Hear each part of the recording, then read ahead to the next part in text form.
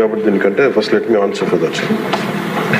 ఈ Uppalapadu bird sanctuary దాదాపు 9 అడుగులు 8 అడుగులు ఉండాల్సింది అది 5 అడుగులకు వచ్చింది అనేది.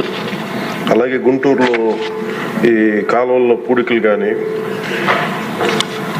ఇవి ప్రత్యేకించి నేను ఈ ఫస్ట్ గుంటూరుని మోడల్గా తీసుకొని ఈ దసరా తర్వాతే నేను ప్రత్యక్షంగా వెళ్తాను.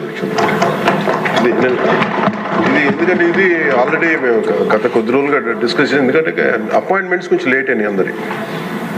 ఎందుకంటే pollution control board is very limited ఉంది మనకి, చాలా మంది ఇంకా హైర్ చేయాల్సి ఉంది. గత ప్రభుత్వం కూడా నియమించాల్సిన సభ్యులను నియమించలేదు, కావాల్సిన సిబ్బందిని నియమించలేదు. Pollution control board is real. నేను ప్రాక్టికల్గా గౌరవ శాసనసభ్యులు బొండ ఉమామహేశ్వర గారు చెప్పిన దానికంటే వారికంటే ముందే నేను చాలా లోతుగా దీని మీద అధ్యయనం చేశాను అధ్యక్షుడు. చేసినప్పుడు ఒక షార్టేజ్ ఏముందంటే ఎంప్లాయీ షార్టేజ్ చాలా ఉంది.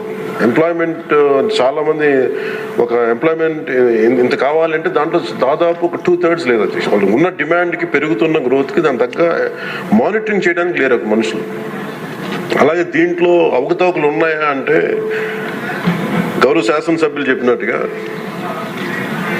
ఫస్ట్ పని చేయాల్సిన ఎవరు అధ్యక్షుడు? అర్బన్ బాడీస్ పనిచేయాలి, మున్సిపాలిటీస్ పనిచేయాలి. Everything you cannot completely directly correlate with pollution control board. అలాగే వారిది నేను ఆయన సరిదిద్దుకోవాలో లేదంటే నాకు తెలియదు, కానీ ఒక మాట అయితే చెప్పదలుచుకున్నాను. ఇది అందుబాటులో ఉండరు, ఇవన్నీ తప్పు. రాగానే గౌరవ మనకి చైర్మన్ గారికి కూడా చెప్పాను, first pollution control board open చేయమని. అదొక వాస్తవం ఏంటంటే పొల్యూషన్ కంట్రోల్ బోర్డు సామాన్య మనిషికి సంబంధం ఓన్లీ ఇండస్ట్రియల్ కనెక్టెడ్ అనుకుంటాను.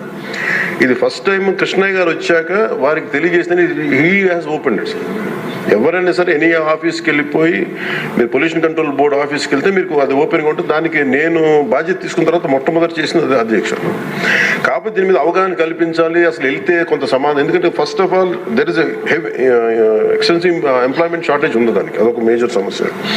అలాగే వారు లేవనెత్తింది ఇంకొకటి రామ్కి సంస్థ మీద, వారికి షోకాస్ నోటీస్ ఇష్యూ చేయడం జరిగింది, యాక్షన్ తీసుకోవడం జరిగింది.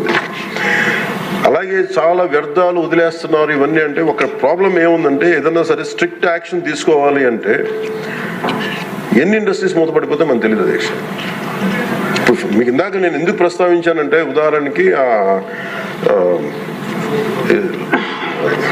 ఫ్లెక్సీస్. ఇప్పుడు ఫ్లెక్సీలని వెంటనే మనందరికీ తెలుసు, ఫ్లెక్సీస్ మైక్రో లెవెల్ డిస్ట్రిబ్యూట్ అయిపోయి భూమిలోకి ఇంకిపోతున్నాయి, నీళ్ళలోకి వెళ్ళిపోతున్నాయి, గాల్లో కలిసిపోతున్నాయి, ఆ తిరిగి తల్లి గర్భంలోకి వెళ్ళిపోయి, ఇవన్నీ తెలుసు. కానీ ఏదైనా వెంటనే బ్యాన్ చేద్దామంటే it has become an employment source for many people. కొన్ని కుటుంబాలు రోడ్డు మీద పడిపోతారు. సో దీనికి ఏం చేయాలి? దీనికి చాలా సహజ క్రమంలో తీసుకురావాలి, ఒక మార్పు పట్టుకురావాలి. చాలా సహజ క్రమంలో కొంత అవగాహన కల్పించాలి, వారికి కొంత తెలియజేయాలి. సడన్ గా మెషిన్ పెట్టాల్సిన ప్లాస్టిక్ పెట్టే చోట బయోడిగ్రేడబుల్ మెటీరియల్ పెట్టాలంటే దానికి ఆ పర్టికులర్ ప్రింటింగ్ మెషిన్ ఎంతవరకు యాక్సెప్ట్ చేస్తే కలర్స్ అంత సాచురేషన్ ఉంటుందా లేదా, ఇవన్నీ కూడా ఆలోచించాలి దేశం. నా ఉద్దేశం ఏంటంటే ఒక ప్లాస్టిక్ చిన్నపాటి ఫ్లెక్సీకే మనం ఇంత ఆలోచిస్తున్నప్పుడు can you imagine the magnanimity to apply the real true pollution norms to every industry. ప్రపంచం మొత్తం మీద ఇది ఒక భారతదేశం లేదు, ప్రపంచం మొత్తం మీద I'm very deep committed environmentalist అధ్యక్షుడు. నేను రియల్ లైఫ్లో వాడటానికి వాళ్ళు ఆలోచిస్తాను. కానీ ప్రాక్టికల్గా మనం చూసేటప్పటికి ఇప్పుడు ఏ పరిశ్రమ అయినా సరే పొల్యూషన్ లేకుండా ఏ పరిశ్రమ లేదు, ఒకటి లేదు. కాకపోతే ఏమవుతుంది, అప్లై చేయాలి ఒక రూల్. అంటే ఇది గౌరవ ముఖ్యమంత్రి గారు కూడా మీకు రెగ్యులేటరీ బాడీగా ఉండాలి తప్ప మీరు ఎన్ఫోర్స్మెంట్ బాడీగా నిజంగా పొల్యూషన్ కంట్రోల్ బోర్డు ఉంటే అది ఏ రకమైన ఒక అస్తిత్వానికి దారి ఒక స్థిమితం లేకుండా ఎలా వెళ్ళిపోతుందని ఒక భయం ఉంది అందరికీ, ఇంక్లూడింగ్ గౌరవ ముఖ్యమంత్రి గారికి కూడా ఉంది. ఇది వారి దృష్టికి నేను ప్రత్యేకంగా తెలియజేశాను. సో అది ఒక నామ్లో అదొక పరిగణలోకి తీసుకున్నాం అధ్యక్ష. అలాగే వీఆర్ వెరీ కమిటెడ్ ఫర్ ఇది ఒక్క ఆంధ్రప్రదేశ్ రాష్ట్రానికే కాదు, ఎంటైర్ మన భారతదేశానికి సంబంధించి కానీ ప్రపంచానికి సంబంధించి మన అందరి బాధ్యత ఇది మనందరి బాధ్యత. అలాగే పారిశ్రామికవేత్తల బాధ్యత కూడా ఉంది. కొన్నిసార్లు నదుల్లో కాలుష్యాలు వదిలేస్తానంటారు, జరుగుతూ ఉన్నాయి కొన్ని చోట్ల. ఉదాహరణకి మనకి డెల్టా పేపర్ మిల్సే మనకి భీమవరం డెల్టా పేపర్ మిల్స్ మొత్తం అసలు కూర్చోబెట్టి ఒక బలమైన పంట కాలం నాశనం అయిపోయినాయి. అది మీ దృష్టిలో ఉంటుంది, మీకు తెలుసు. కానీ ఇప్పుడు తీసేద్దామంటే ఇప్పుడు దీన్ని ఎలా శిక్షిస్తారు దీన్ని చెప్పండి. దీనికి కొంత ఒక విస్తృతం నేను ఎందుకు ఒక వేగ్గా అడగలేదు అధ్యక్ష. నేను ఎందుకు ఒక రోజు ప్రత్యేకించి దీని మీద మీరు చర్చ పెట్టాలని ఎందుకన్నానంటే, ఇలాంటి గౌరవ సభ్యులు లేవనెత్తింది దాన్ని ఖచ్చితంగా పరిశీలించాల్సిన అంశం. కానీ మీరు intention should be Nobel and pure. మీరు ఇంటెన్షన్ డోంట్ టార్గెట్ ఓన్లీ ఈ అయోధ్య